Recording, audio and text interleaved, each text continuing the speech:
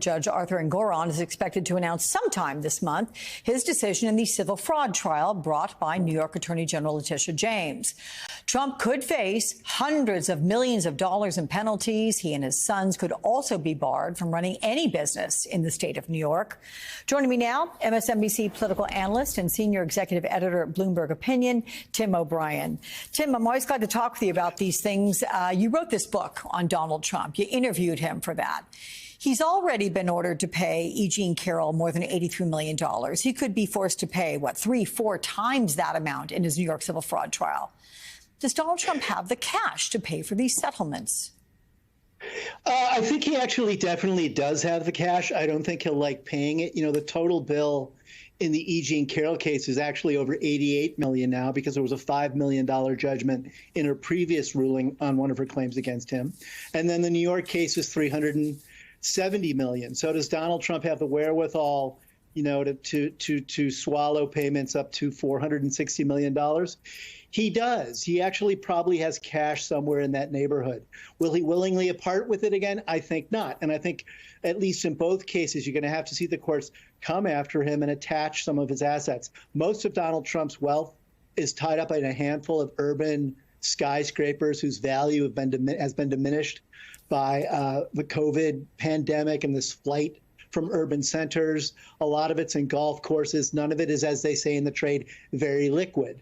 But according to his own financial disclosures, which always have to be looked at with I think, an arched eyebrow at least, because he has a long history of lying about his wealth, inflating the value of his assets, and underselling how much debt he's also carrying.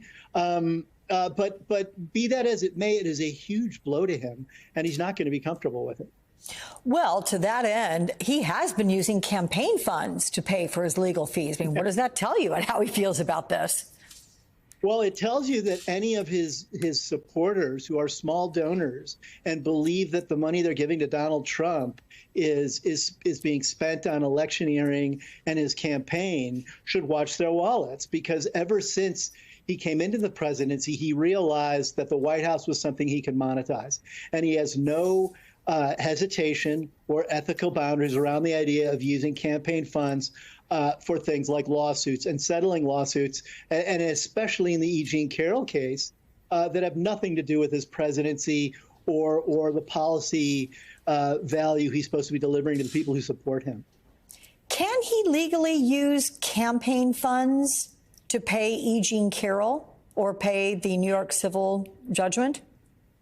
I think, you know, he will litigate. I think it's something that the FEC should take a look at. It's been largely often a toothless organization in terms of enforcing its own rules. But I do think this is something that should be explored. And I think he owes his own campaign and the voters who are giving him money a refund if the FEC decides that it's been used in the wrong fashion.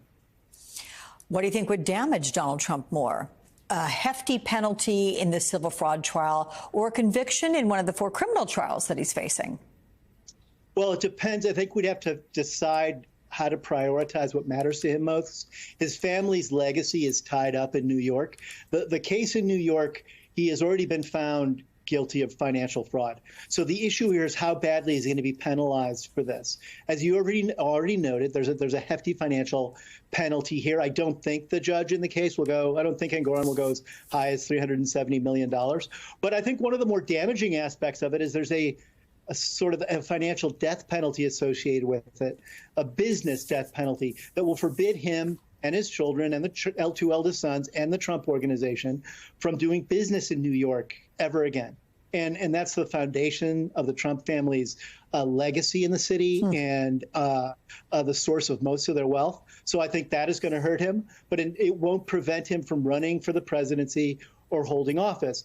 The 2 federal cases carry those implications, and I think the Georgia case does as well. So in terms of his political future, I think the other 3 are far more perilous for him. So Donald Trump has also been making a lot of gaffes out there on the campaign trail. I'm not going to recount them here, but what do you make of that, and how much is he different on that front from 2007 when you interviewed him?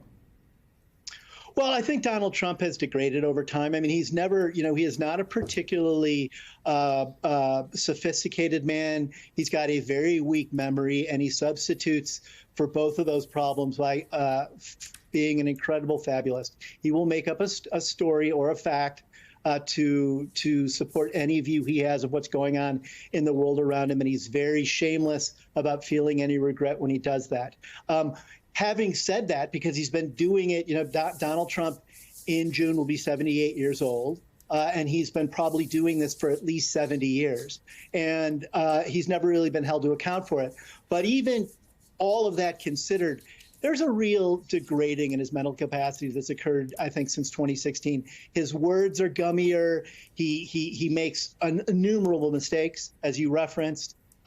He's slower. He is foggier. And of course, they're trying to make this an issue with Joe Biden, who is also slow and foggy. But at the end of the day, Donald Trump is much less sharp and acute than he was when he ran in 2016. So you think his success is the fact that he's just louder? He's so bellicose. He uses a bullhorn to get his message across, and people may not be listening to actually what he's saying, but the way he's doing it? I think you just put your finger on a very important reality, Alex. He is like Red Bull inside a candidate's body, and there's not a lot there when you pull the cover back. Okay, a lot there with you, though. Always love speaking with you, Tim. Thank you so much.